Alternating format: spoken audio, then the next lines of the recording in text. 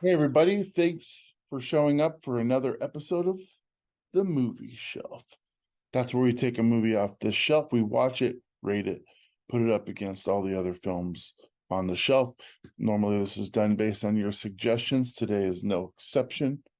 Today's participants want to remain anonymous, but they have asked me to review 2012's Life of Pi. All right. 2012's Life of Pi was a film directed by Ang Lee. This is the 3D Blu-ray edition. Amazing. It was based on a novel written by Jan Martel, a screenplay by David McGee. This is the novel by Jan Martel. I actually have two copies of this. I think this would be actually a good giveaway for Lock 22 this week. So we'll give one of these away sometime this week. So if you like the review and you haven't seen the film, even if you don't like the review, if you haven't seen the film or read the book, try and enter yourself to win this because it's incredible. All right. So this novel was actually set. It was a great story. First of all, this is a reinvigoration of storytelling. Um, the the book tells the story differently than the movie, although it's relatively the same story. There's just, I don't know, there's a way about this book that delivers the story in a way that I can neither tell you about, nor can I recall seeing in any other type of story. That said, this book was largely depicted to be not filmable. They said there's no way, there's no way you can make this movie just based on the imagery and everything that shows up in this book. Well, Ang Lee and $120 million says, hold my beer. All right. So all said and done, this movie won 4 Oscars. It was nominated for 11 Oscars. It won Best Director, Ang Lee, Best Cinematography, Original Score, and Visual Effects. Not going to name all the ones it was nominated for because you can guess. Pretty much in every other technical category they were nominated. It cost $120 million to make this film. It was a smash hit success, earning over $600 million worldwide. There's several reasons that I want to talk about that made this a very difficult film to make. First of all, it's expensive. And I've already told you that based on the imagery presented in the book, it was deemed unfilmable. And that's just meaning that there's just no way you can put on film what occurs in this story, in this book. So it's expensive. It's going to be expensive. $120 million is a lot of money to ask from a studio when this film is extremely difficult to market. Um, unless you've read the book. I'm not going to say that that was difficult because this is an award-winning book that was a bestseller. So a lot of people may have seen it, but it's a very difficult movie to know how to market as it deals with spirituality and religion in a lot of it. There's also no major stars attached to the cast of this film. So let's talk a little bit about the story. All right. The story, where to begin? I mean, it's a massive story. It's about a kid coming into his own. How he gets the nickname Pi, I'll leave you to see that in the film. His life of figuring out how to be a kid in India, religion, what religion to follow. And his parents were very supportive for the most part. His dad questions him at one point, saying, how can you believe in anything when you believe in everything? Because he had followed a bunch of different religions. That's another great thing about this film. There's some very significant quotes in this film, and this film really, it's one of my favorite all time. So when someone asks me to review it, of course, my answer is yes. I hate to spoil it, knowing that I'm going to give it a great score because it is one of my favorite films of all time. But it's one that doesn't get talked about enough, in my opinion. This film is truly a masterpiece from Ang Lee. So the family lives on a zoo in India, and due to political circumstances surrounding their home and their livelihood, they decide to uproot the entire camp and move to Canada. So they hire a Japanese freight ship to take them on their journey over to Canada. Um, Gosh, this is a big spoiler, but if you know anything about this story, you know it's about a shipwreck. The ship sinks at sea in bad weather, and Pi, the main character, is the one that gets out. He survives on a lifeboat. Now, this is where it gets a little bit dicey, okay? He begins to tell the story, and again, Irfan Khan, he plays the adult version of Pi, and his storytelling, his voice, his charm are just, it's a different way to tell a story. And the way he tells it to the writer character, played by Rafe Spall, he's there to document this amazing story, the life of Pi, in the film. And he's there because he's promised a story that would make him believe in God. Can you imagine somebody having a story that would make you believe in God? All right, I'm not here to, wax Christianity or religion on anybody, especially with Jack Nicholson, this wicked face right behind me. But I do love the curiosity that this film will bring into almost anybody that watches it. All right, it celebrates richness of different cultures, religion, promoting tolerance and understanding. I mean, it demonstrates the power of embracing diversity, like straight up 101. And one of the great quotes of this film is, let me see if I can get it right. The reason death sticks so closely to life isn't biological necessity, it's envy. Life is so beautiful that death has fallen in love with it. What a great quote. And if you think about that quote, I mean, it's not too far off. This movie delves into different facets of fear, and how it can both paralyze and motivate you at the same time. Explores the idea of embracing fear as a means of personal growth and overcoming a situation that, quite frankly, most of us would just wither away in.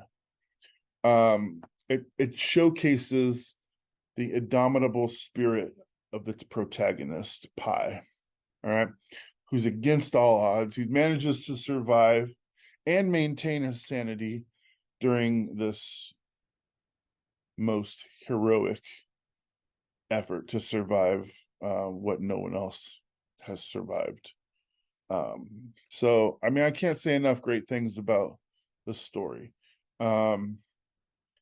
There does come a crux in the film where you are pinned up against reality, and this happens when he's discussing with the writer. He's like, I don't know that I can make you believe in God, but I can tell you my story, just despite that. So he tells him the story of how he survives not only the ship sinking, but he gets on a lifeboat, and he's on a lifeboat with several other animals.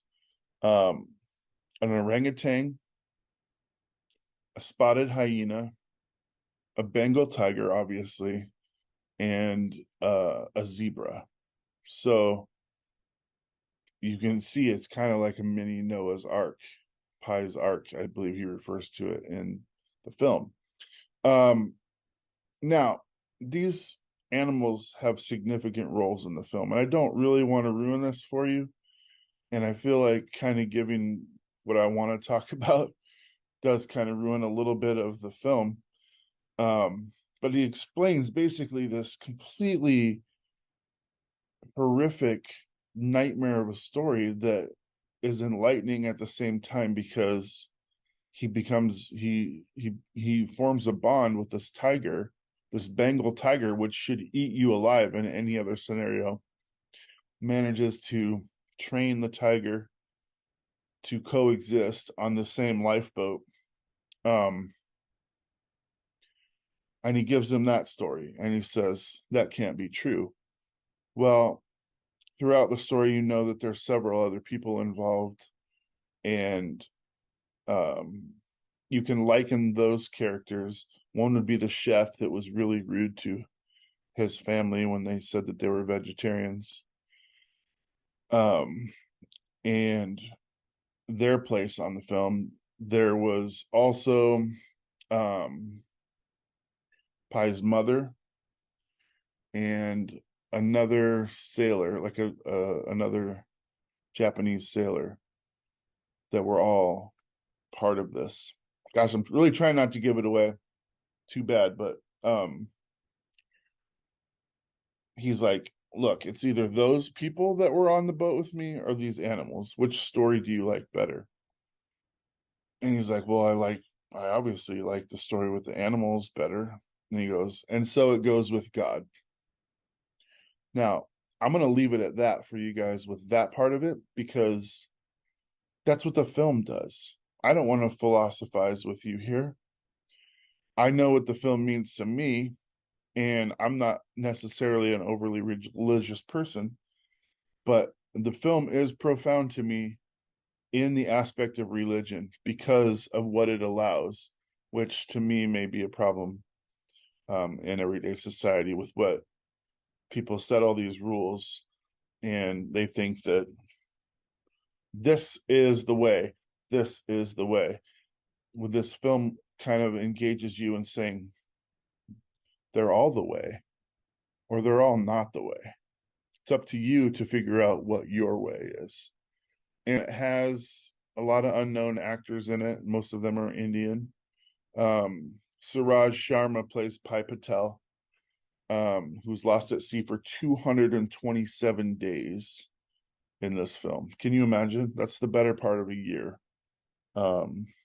missing at sea with your own faculties. I mean, sure, he's on a lifeboat with some provisions, but hardly enough to last and sustain that long, especially with any amount of sanity. Richard Parker is the tiger. I'm going to let all that play out for you by watching the film yourself. It's quite, I hate to keep using the word profound, but really there's not many other things many other words that I can call upon that give you, even close to a definition for this film. It was filmed on a huge indoor tank, where they had to make it look like it was a vast sea. So you can see why some of the visual effects, if you've seen the film, or just have knowledge that it won the Oscar for cinematography, that it bested all of those challenges that they had from shooting an entire ocean indoors. Again, the film operates on multiple levels, symbolism to metaphors, conveying deeper meanings of things. It invites you, the viewer, to interpret the story in your own unique way. And I think not a lot of movies actually do that. And I don't think we want a lot of movies to do it. We want things cut and dried. I don't know if I mentioned this in the Shawshank review, but at the end of the film, Frank Darabont was forced to reunite Andy and Red in the final scene. The studio would not allow the movie to come out without that scene. And Frank Darabont had written the end scene is when Morgan Freeman's on the bus. but this is what I'm not trying to re-review that film, but I'm saying this shows you how much even the studio recognizes the people want a resolution. They want a finite definition of the ending. So Frank Darabont said, you know what? If I have to do this, I'm going to do it from the air. I'm going to do it way from the air. I'm not going to show them like saying words. You're not going to hear anything between them. He's like, I'm just going to shoot it from the sky. And I mean, it's brilliant. It's great. And I'll admit, it gives me, I would have been fine with the resolution that Darabont drew up, but it gives me resolution that, and I can't imagine changing it at this point. Not saying the studio should put their hands in everything and try and change it, but I mean, for that film, I really do love that scene. I love the scene of Morgan Freeman walking up to Andy on a boat, and that's it. I love it. Okay, so this film does not give you that. You have to figure out, I mean, it does have an ending, don't get me wrong. But when you're sitting here contemplating what the meaning of it is, you're going to find yourself going, I really need to either rewatch it or think about it. It really is. Pi successfully helps skeptics overcome the largest hurdles in what faith is, and that is believing in the unbelievable. That's what he does with this story. All right. He tells a story to the writer that's unbelievable in a believable way. And then he poses another scenario and he says, which one do you prefer? And then he says, so it goes with God. And I mean, to me, that says everything that I need to know. And I really encourage you guys to watch the film. This is one where you can watch the film or read the book, and you're not going to be really upset that one doesn't follow the other. I mean, there are very, very minor differences between the two, but they are completely different entities in and of themselves. So with that known, Ang Lee, thank you for putting this film together. The book came out in 2001. It only took a decade really to get it, the unfilmable, filmed, and not only filmed, but honestly, it says right here, it's a masterpiece. And they're not wrong. It's an absolute masterpiece. So what are we going to do now? We're going to get to the scoring of this film. My favorite part. Let's see, 4 Oscars, $600 million worldwide. Do I let that stuff affect my personal ranking? No. I go into a film and I watch it based on what makes me feel. And I would love it if you guys were to disagree with me on some of these things, because that's the spice of life. Some people might hate this film. I won't understand that for a second. However, it does deal with spirituality and religion, which a lot of people don't want to touch. And I totally get that, especially in today's day and age. All right, that said, score for this film for me is a 92.5, and that's good enough to put it 4th on our list. 4th. So let me know what you think in the comments. Please like and subscribe to the channel. We're doing all kinds of new things. We just started a game show called the Wheel of Funding, and we'll be giving away weekly prizes, the first of which will be a copy of this book, Life of Pi. All right, that's it. Thanks for watching the Movie Shelf. Get it.